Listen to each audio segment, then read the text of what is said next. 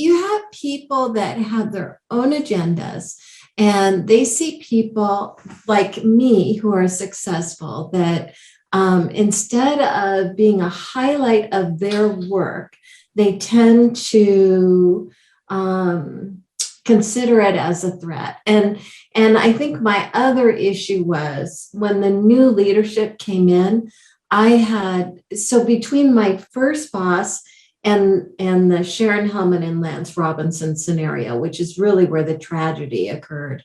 I had two interim bosses in between, and the one of the interim bosses was just full of himself, and he was actually creating a hostile work environment. He was doing things like in the government, they say it's like death by 1,000 paper cuts, and that's what it is. You layer the bureaucracy, you make things difficult, you step on people, and that's what he was doing. But he was doing it to the point where he wanted a new MRI machine, and in order to get his new MRI machine, he was choking off care for the patients that needed it today, so he could create like another false need for this second MRI machine rather than just using the available data. So when he did that, it was like doctors came to me and said, we got to get rid of this guy. So I helped them do that.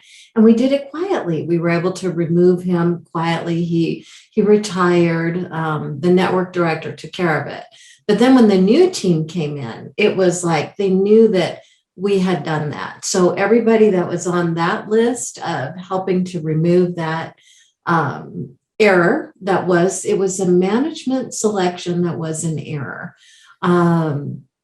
They kind of came after all of us one by one, and they came after me the most because I was in a position of clout. He was taking away my funding. He was taking away my staffing and trying to make me miserable so I would quit. That's what they try to do. Because in the government, it's hard to fire somebody that's a stellar performer.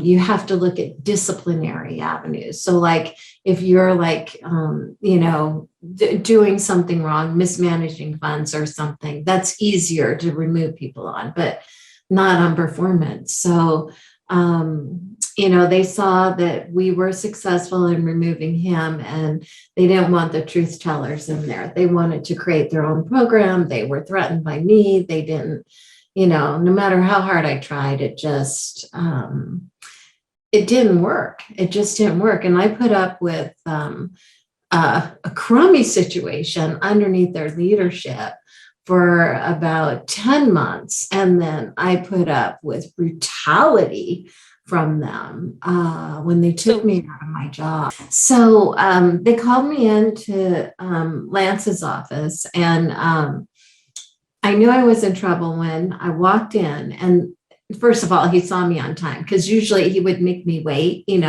They would just like to make you angry or ruffle your feathers by making you wait outside 15, 20 minutes, So I went in on time, which was unusual.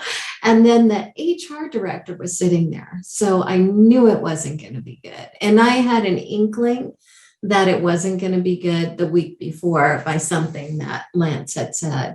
And they said, they sat me down and they said, they asked me a couple of questions. Did you log your husband onto the computer?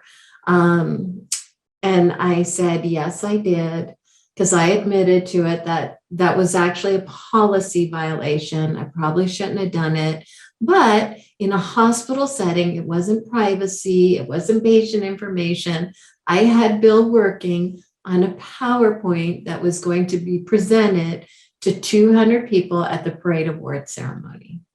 So it was public information, public documents.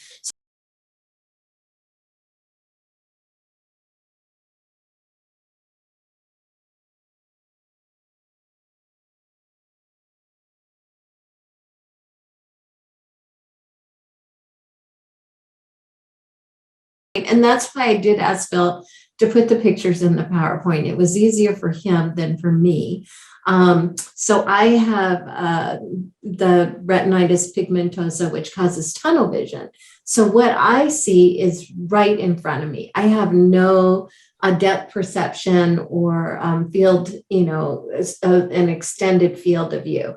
So if it's right in front of me, I can see it. So I'm pretty good with words and some of the social media things that you can, work on, but PowerPoints and graphic design and newsletters, I always needed help with that. I just did. So that's why I had Bill doing that function. It was just another avenue for Lance to come after me. It really was. So, he didn't like the fact that I needed support. Like I would have a driver at the VA that would pick patients up and do things. And they had two of those drivers. And if they had downtime, I would schedule appointments to meet with the mayor and do that kind of stuff. And they would work things around and take me there. And that was an accommodation that the VA had provided me for years.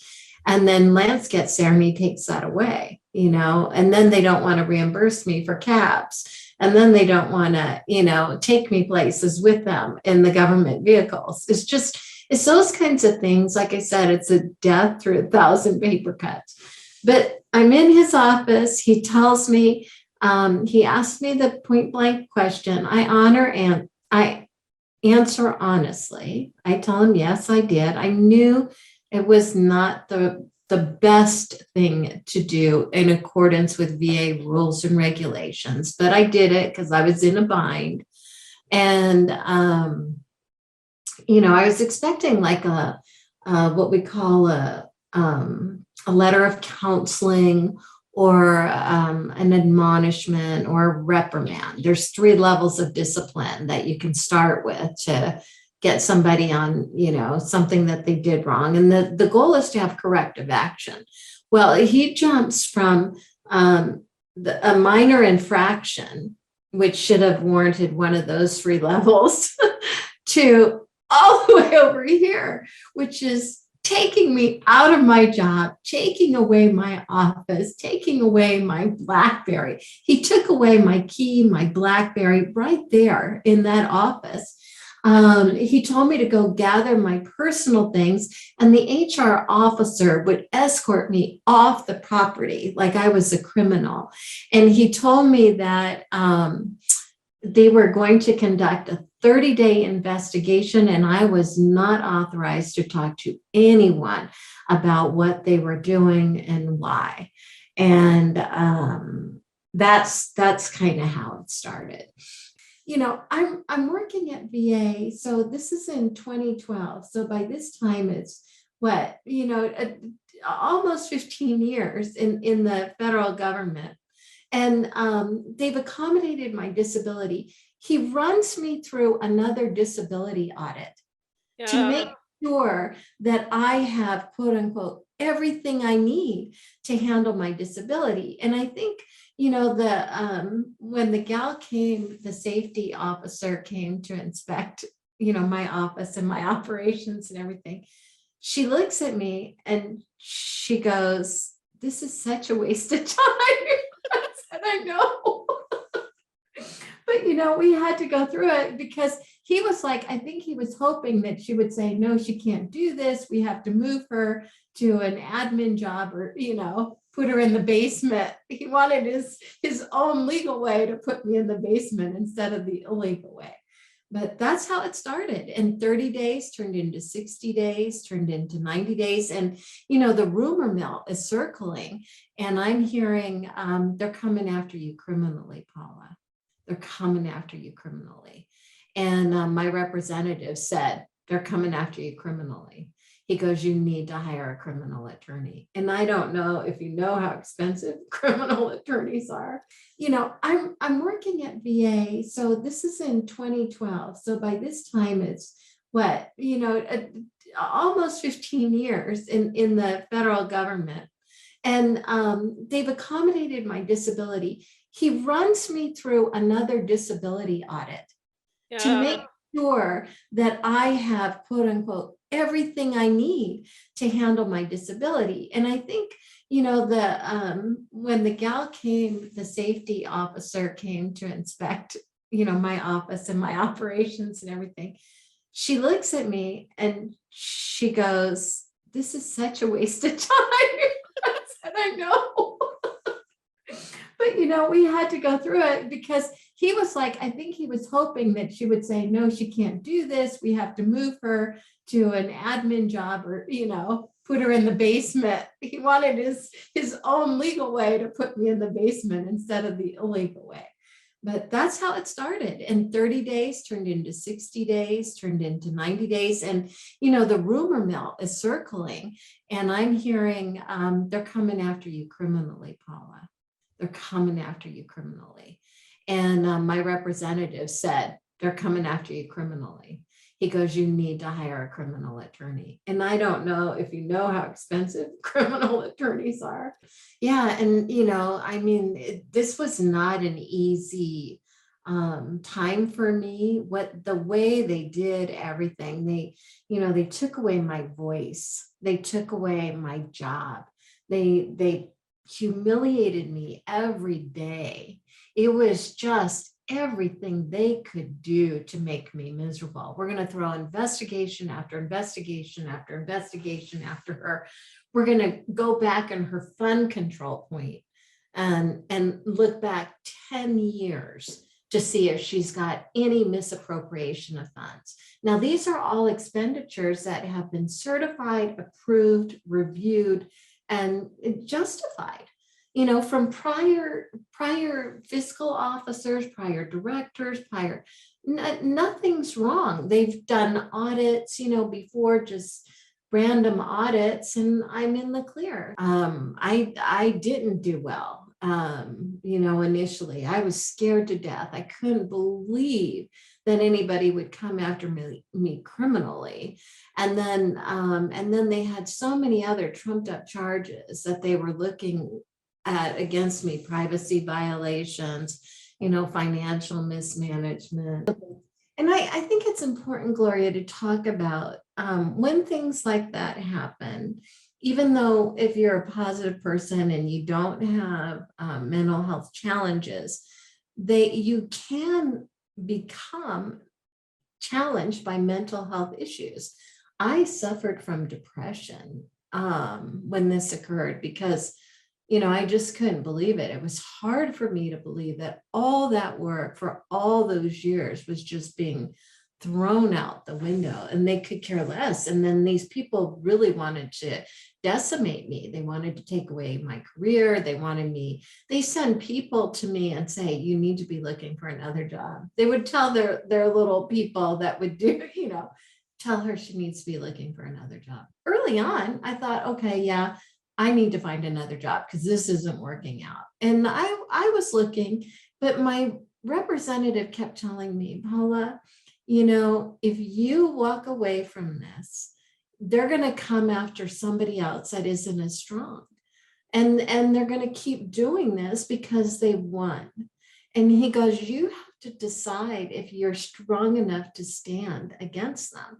He goes, and I was in a situation where I was about a year and a half out from my full retirement from VA.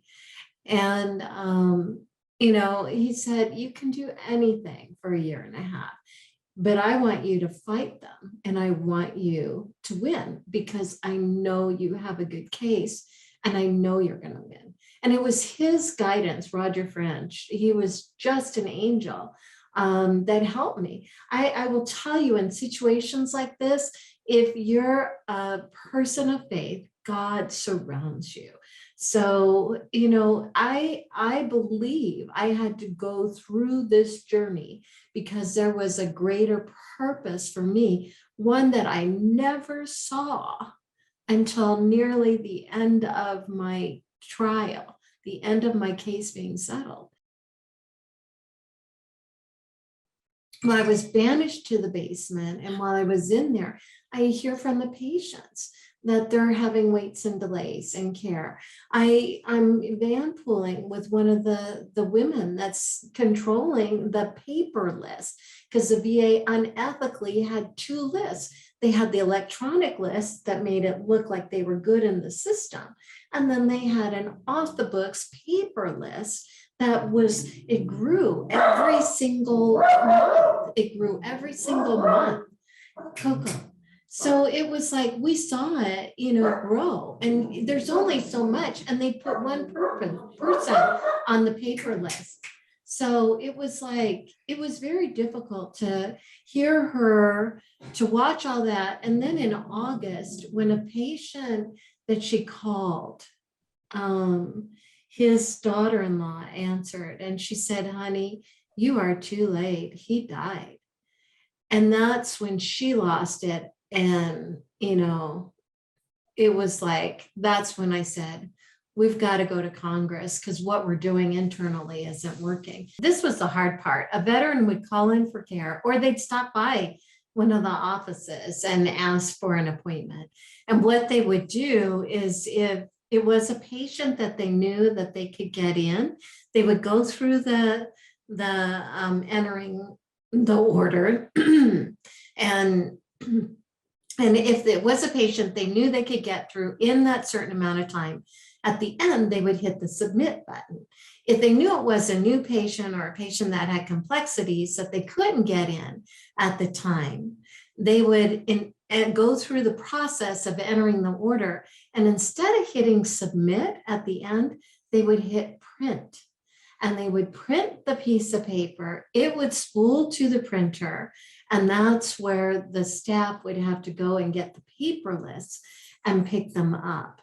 So there was no record of you in the system, because instead of hitting submit, they hit print, and you hit print, and then they don't save it. So the record is just gone. Do that to our nation's veterans is beyond belief. It's just beyond belief. And that's what bothered me the most. It was like, when Pauline heard, Sally Breen, just crying over the phone, and we went to lunch that day. She goes, I have to get out of here. Would you go to lunch with me? And I said, absolutely. We're in the van crying together.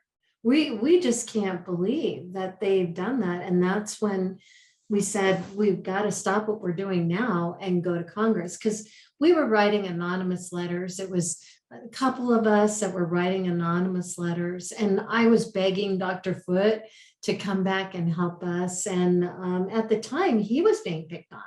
So, because remember, all those people that they knew had blown the whistle on the prior administrator that was removed quietly, they had a list of those people, and they were picking on all those people. They just seemed to be very forceful against me, very strong against Dr. Foote.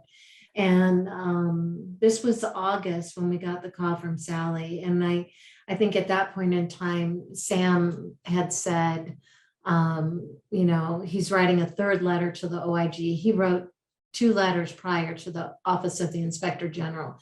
And his third letter went, and they came out in October or November. And he said, Paula, I can just tell they're not gonna do anything. And I'm gonna have to retire in order to blow this whole thing wide open. And that's what he did. And I said, I will help you. And that's when I used my PR skills. I put him in touch with somebody that could help train him for media relations. Because Sam, he's a doctor. He would do some interviews for me, but he wasn't used to being on air all the time. And that's what you would have to do in this situation. So I put him in touch with Rick Romley, our Maricopa County attorney. And he had, with all his cases, had been in the national news and tough issues all the time and did a great job. I put him in touch with Dennis Wagner at the Arizona Republic. They had an editorial board. They got all the information. I put him in touch with a few other media members. I put him in touch with Congressman Jeff Miller's staff. He was oversight and investigations at House Veterans Affairs. So see, all of my public affairs contacts kind of needed to be on hold for this one moment. I will tell you from a mental health point of view, you have to get counseling. It's important to take medicine. It's important to have friends that you can talk to. I couldn't talk about my case. Numerous people would just send me notes and cards, and I'd pick up the phone. I know I picked up the phone and talked to you one night late, and you just listened to me for at least an hour.